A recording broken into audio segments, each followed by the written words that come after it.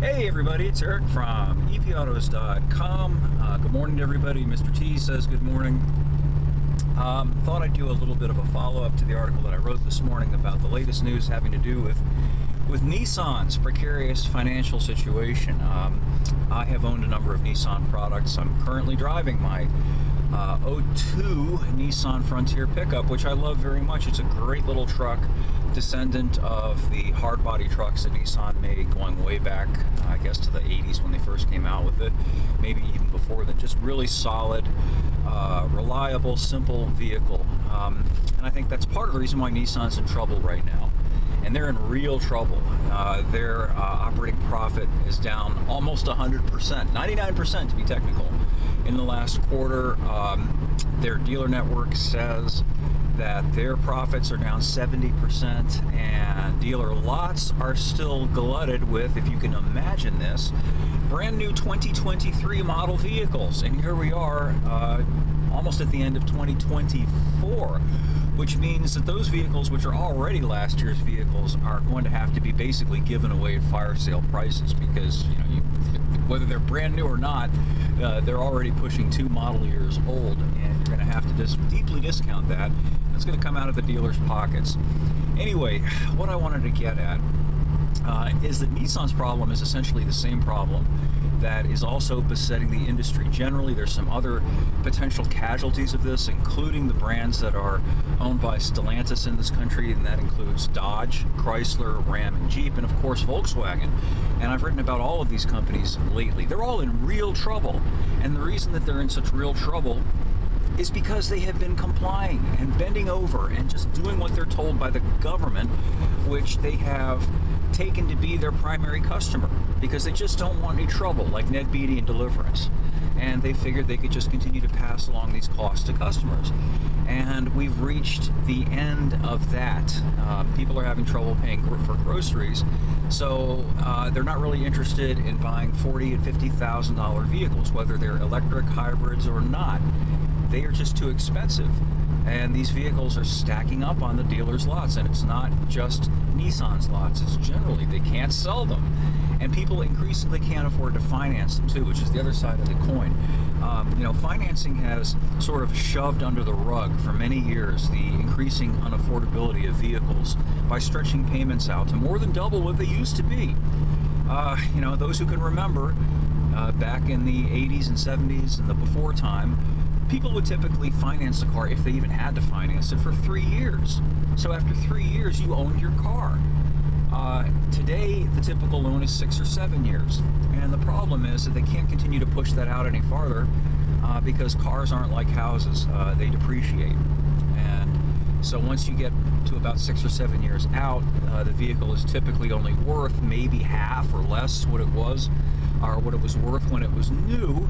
And a lot of people look at, I still got a bunch of payments to make on this thing, and it's hardly worth anything, and so I'm just going to walk away from it.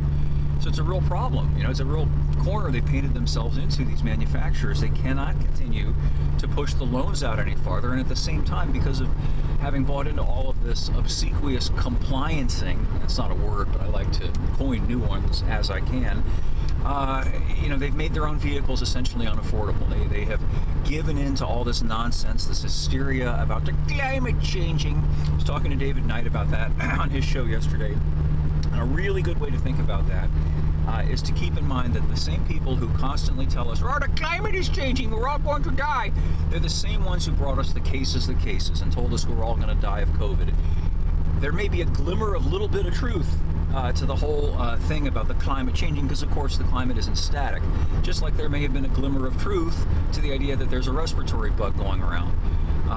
But they hyped and exaggerated the threat to a preposterous degree, and they're doing the same with this climate stuff. We're not going to all drown because of a little increase in CO2. If anything, that might even be a benefit. The point is, there is not an existential crisis. There are many, many, many good reasons for believing. It's not a matter of belief, it is. And consider their own cynical policies. If we were in fact facing an existential crisis having to do with the burning of fossil fuels, then why pray is it that they do not permit us to have the inexpensive, highly efficient little EVs that you can get elsewhere that cost less than $10,000, or for that matter, why don't they get rid of some of the federal safety requirements that have made vehicles so fuel inefficient?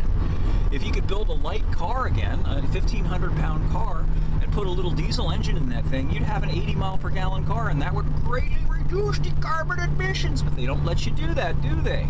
Which kind of tells you something, just like they wouldn't let people use anything that actually worked with regard to preventing the Rona, right? Remember how they demonized anybody who talked about ivermectin or any other alternative that actually did work and didn't, at the very least, cause any catastrophic injury to the people who tried those things.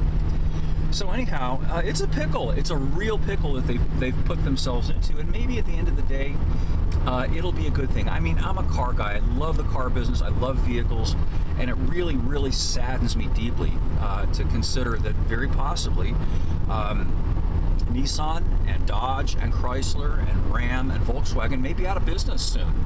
Though, who knows, maybe they're just going to get another bailout, but it's possible they'll be put out of business. And it won't just be the cars that they won't make anymore. It'll be a lot of people who had nothing to do with making these bad decisions. And I'm talking about all the people, good people, engineers, people who work in those companies, people who work building those vehicles.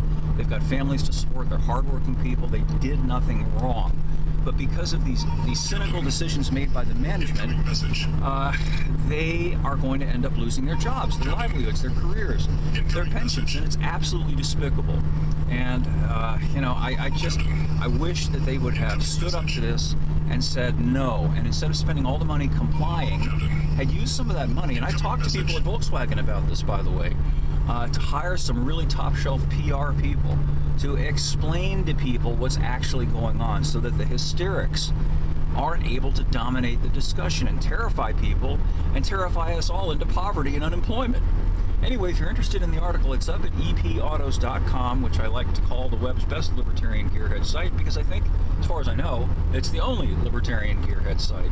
Hope you'll stop by and take a look. And if you like what's there and if you like my rants, I hope you'll encourage people that you know to also check it out. Really appreciate it. And we will have more for you again soon.